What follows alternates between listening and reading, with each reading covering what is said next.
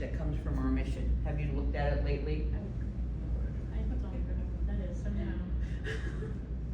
Anybody have a phrase or anything that kind of jumps out at you as far as what our mission says and what we're to be doing? Just give us the first couple of words of the oath, then we'll take it from The there. mission of Special Olympics is to provide. Oh, yeah, I'll take it from there.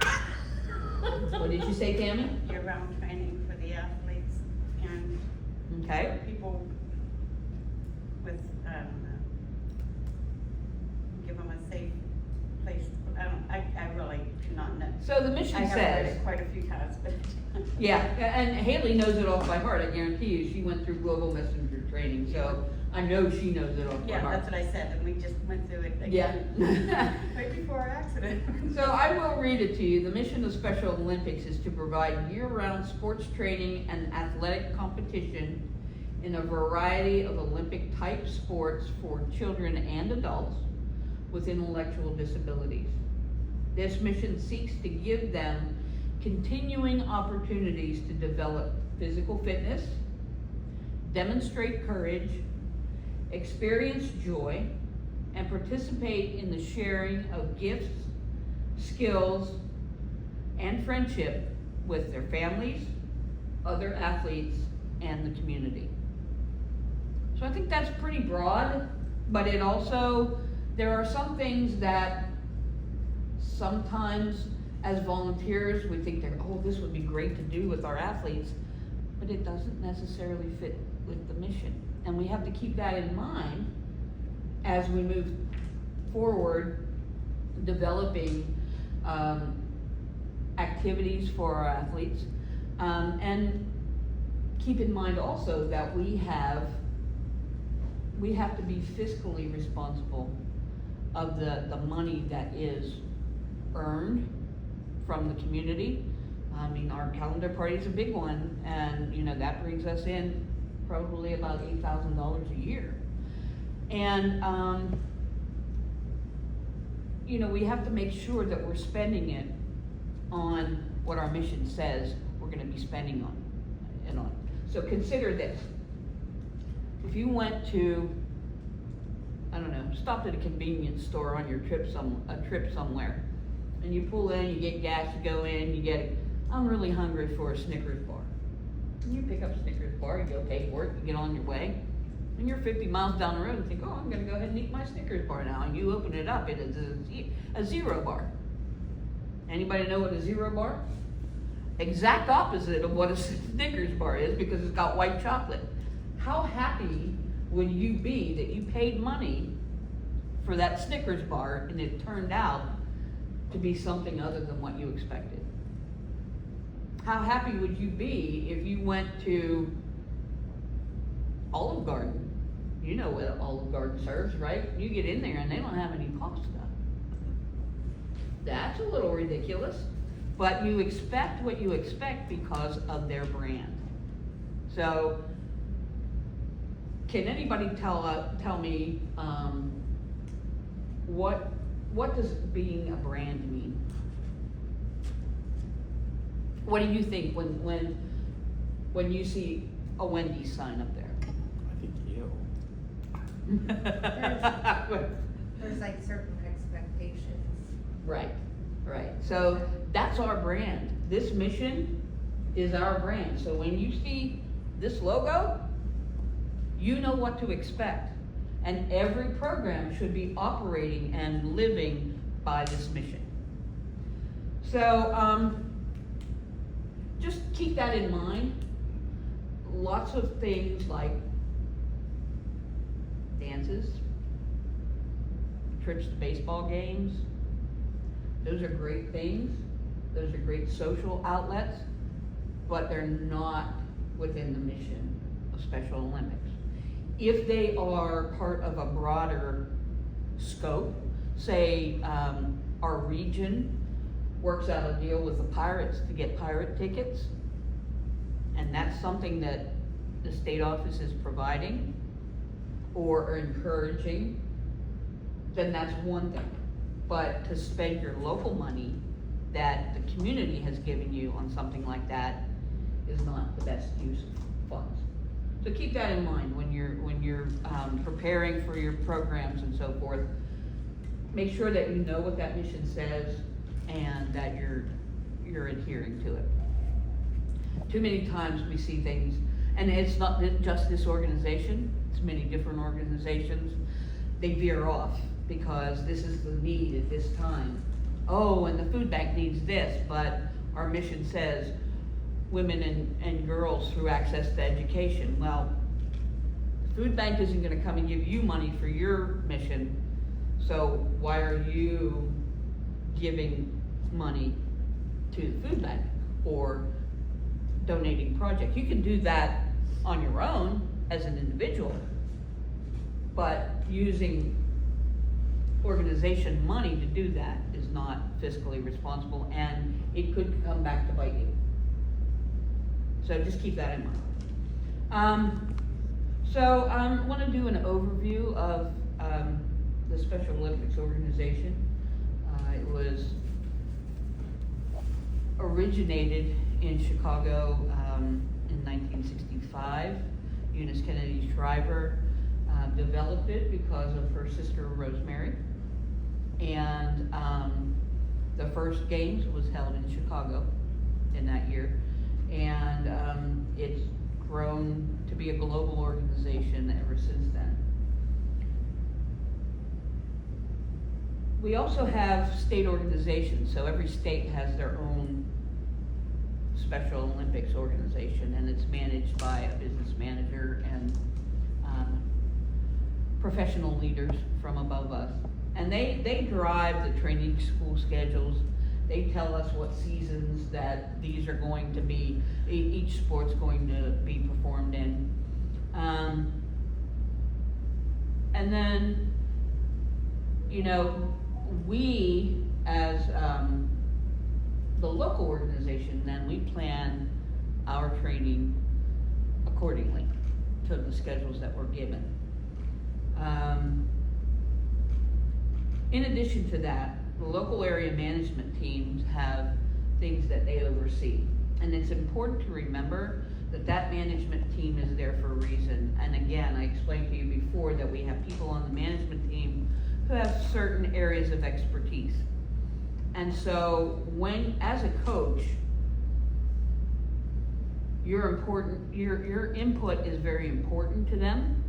If you have an idea for a possible venue to hold an event at, or your practices at, it's incumbent upon you to pass that along to the management team so they can have the person who knows what the legalities are of signing a contract, having insurances on that building.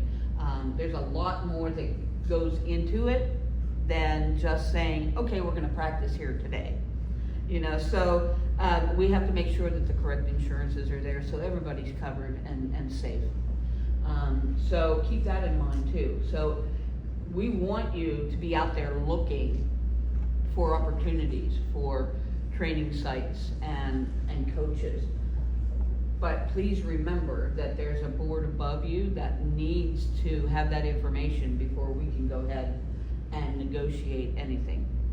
So make sure that, yes, you can see if that venue is interested.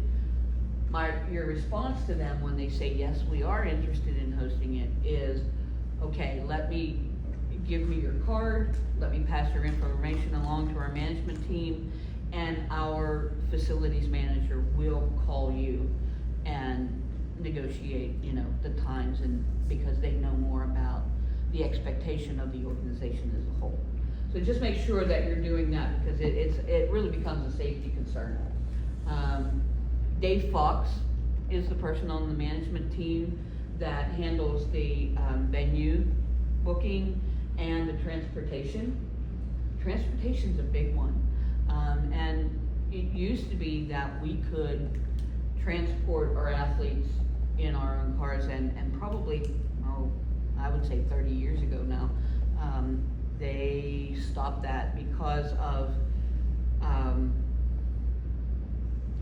and the allegations were unfounded, but they still had to do something about it. That, someone complained that there was abuse going on because that volunteer was on one-on-one with an athlete, and we had no, It's motion activated. yeah.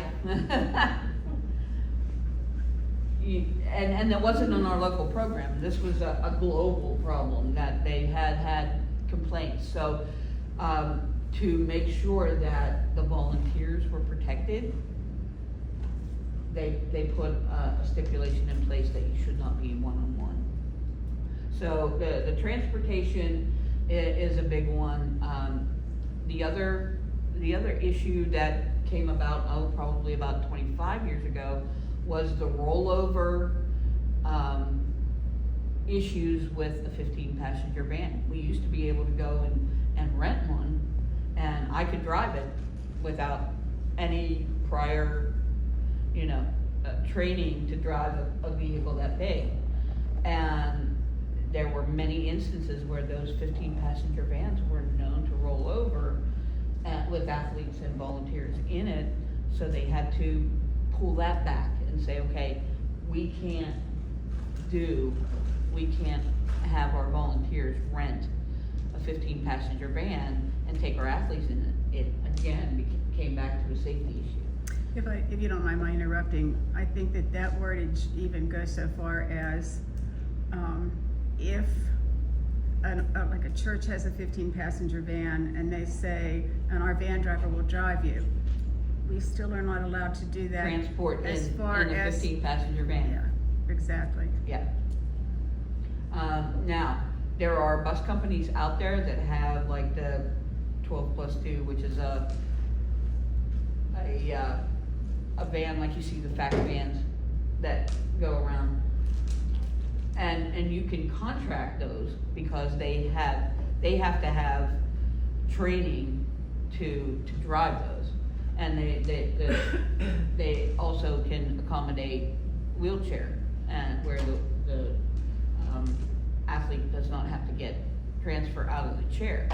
But that has to be contracted through a company that has the insurances that we need to make sure that the athlete's gonna be safe. So lots of stuff goes into what seems to be something very simple, and it all has to do with safety and regulations that, for the most part, you guys don't need to be bogged down with. We have one person who keeps up on that, and that's why it's imperative that those kinds of things go through Dave on our management team to make sure that we've got everything in place and you guys are all covered and the athletes are covered and the program's covered.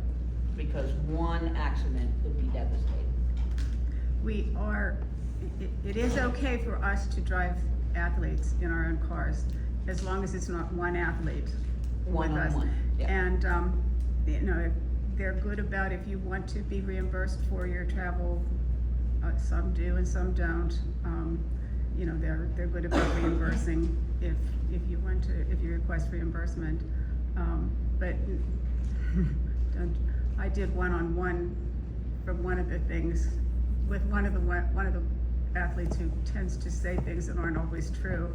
I kind of sweated that one out. But, and you really have to be very, very careful. They don't realize the implications when they're saying these things. They only, and some of it's that they just wish it was true. mhm. So they don't understand that the person that they're saying it about could have very dire consequences should that get back to the wrong person or be overheard by the wrong person. Or not even, it doesn't even need to be the person, the athlete with the one volunteer. If somebody else, if a different athlete sees it and is jealous. And misconstrues, For instance, yep. either misconstrues it or Exactly. chooses. Many different Anything can be scenarios. said, so just be careful. So just be on the lookout for that. Also, I would eliminate, and I'm not sure if this is written anywhere, but I found it as best practice that, whoever books it, like they would book the venue for practices, I would make it a practice, if you haven't already, to have him communicate if we have to cancel the practice. The less people involved in that communication cuts down on any confusion. You know, one person might call and say, oh no, we're having practice today, and then the next person. So if it's funneled through one point of contact, you have less confusion. And you know, you could talk about at the beginning of each season, who's going to have that authority to communicate with that venue. But in all cases, the negotiation should go through Dave. You can decide whether it's going to be the head coach or someone on the management team that, you know, has the authority to call the venue and say, we're gonna have to cancel for today because, you know, of weather concerns or illness or whatever. So, but that's something that should come from the management team, and they will let you know what that protocol is. All right, again, scheduling of sports programs, those timelines are set by SOPA for the seasonality of each program. So local training programs, we set those when we're at a management team meeting.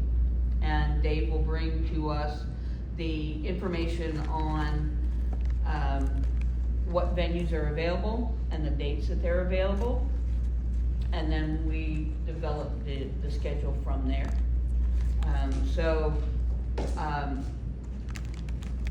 If you have a preference for your particular sport, please make sure that the management team knows that so that they're scheduling when you're available. And that way, you know, everybody's on the same page. And we're not scheduling something that you're not gonna be able to make. Like, say you're not available any Monday night. So obviously, we're gonna have to look for either an alternate location, alternate night, you know, and get more information from the venue before we set those in stone and get that out to the athletes. Volunteer management. Jessica is the new volunteer coordinator here. Yay! So volunteer coordinator will recruit and assign head coaches, assistant coaches, as well as Class A and Class B volunteers for each of the sports programs. So it's kind of a big job. You know I had to assign coaches, you never told me this. I didn't know you assign coaches. So, We do our best to and find coaches. assign might not be the Yeah, right assign. word, it might be coordinating of head coaches. So when you're interviewing volunteers and finding out what they want to do within your program, you know, and do they have a sport that they're either really good at or really like, or have a really great working knowledge of because they participated in it, then that's somebody that you're gonna wanna recommend probably to be a head coach, because they have a working knowledge. So that's some information that you gather at the outset, so you know who you can recommend to the management team that person, you know, take the certification training and become a head coach for that particular sport because they have that strength. Again, it goes back to giving people and letting people that have certain strengths take the lead in those particular instances. So, again, referrals for coaches and assistant coaches and volunteers from current coaches are always welcome. So if you're a coach in the sport and somebody comes with an athlete or stops by a practice because they just see you out there practicing and they have an interest in it, that's when you make a referral over to Jessica, and then she does the vetting of that prospect. She talks to them, sees where their interest lies, see where their strengths lie, and then she can make a recommendation on where they, you know, whether they go on to get certified or whether they want to just be a Class A volunteer, those kinds of things. So, yeah, you're learning a lot today, aren't you? Poor Ty's getting signed up for everything now we're done. So definitely keep your eyes and ears open for people who are interested in joining the program, we always need extra hands, but they have to be the right hands. You know, we have to make sure that they fit who we need to be for our athletes. So, And wait, let me say something. yeah. And right now, which a lot of our coaches do, thank you very much, we need volunteers at each thing. And I know a lot of you already do volunteer at different sports, but we appreciate that. Because especially on our trackers, they have to represent a 4-to-1 thing now. And everybody, starting now, especially with the portals, they have to have a portal, they have to be on the tracker before they can do anything now. So if our tracker doesn't show 4-to-1, the state's gonna come down and tell us not to do the sport. So even if you can't, and I tell everybody all the time, you do not have to make every practice unless you're the coach. Then you have to make most of them. But you do not have to make every practice. But if you're willing to volunteer at the practice, even once or twice, we're good for that. Get on that tracker. That saves us through the state so that we can hold practices. And we do try to get, except for bowling, but bowling doesn't go, all go at the same time. We are very close to our 4-to-1 ratio all the time. And Yeah. so, I mean, in other words, when the registration for bowling, not the other B word, opens on September 15th, everyone who's going to coach or volunteer during this season needs to go on and Yes. sign up, as the athletes have to sign up. You have to register for the sport. Or in other words, or otherwise, it count. looks like we're not in compliance. Yeah, So- even if you think you can only make 1 or 2. If you Even can if you sign can, up. maybe make like an hour, like bowling's 2 hours, but. Yeah, everybody doesn't bowl at the same time, so So that if I kind of could get there saves by us. 4:30, Yeah, that would be. Yeah. I have a question, so before, I was helping out with just track and field, but Anna does sports year round. So as long as I'm on that tracker, like if it's bocce, bowling, cheering, whatever, get on the tracker as a volunteer if to you're help willing out. to, yes. Okay, But you need to sign up for each sport. okay, Yeah, that's the only thing, that's the way you get on the tracker. okay. You only have to do the portal one time. And then Yeah, I'll that's tell, what I'll we tell do. James too. It helps my, It's gonna depend on his schedule, but he can at least help out. Right. Okay. yeah, you're on both of them. I just had to make sure. Yeah, sorry, I just wanted to point No, out. good discussion, and because that's something new. We used to have to track it. Mm-hmm. Yeah, they had to sign in and count